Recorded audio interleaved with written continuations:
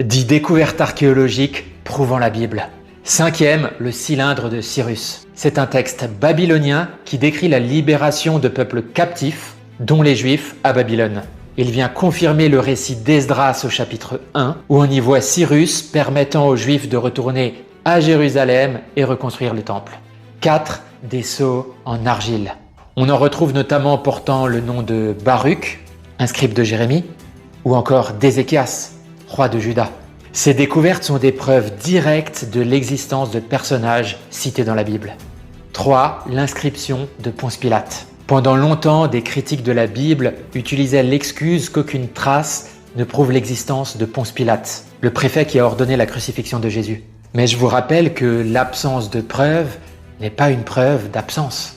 Et bim, en 1961, une pierre gravée a été retrouvée. Celle-ci mentionne Ponce Pilate comme préfet de Judée.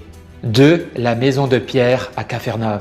Des fouilles ont identifié une maison qui avait été transformée en lieu de culte chrétien très ancien à Capharnaüm. Elle a été traditionnellement identifiée comme la maison de l'apôtre Pierre. Rien de sûr, mais pas impossible. Et enfin 1, la plus grande des découvertes, les manuscrits de la mer Morte. Ces manuscrits ont été découverts en 1947 dans des grottes pas loin de la mer Morte.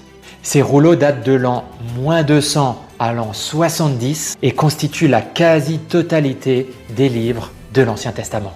Il n'y avait alors plus qu'à comparer ces rouleaux avec les Bibles de notre ère. Et devinez quoi? Ils ont confirmé la stabilité du texte biblique qui a été transmis de siècle en siècle. Plus les années passent et plus des trouvailles archéologiques viennent davantage prouver la Bible. Soyez bénis.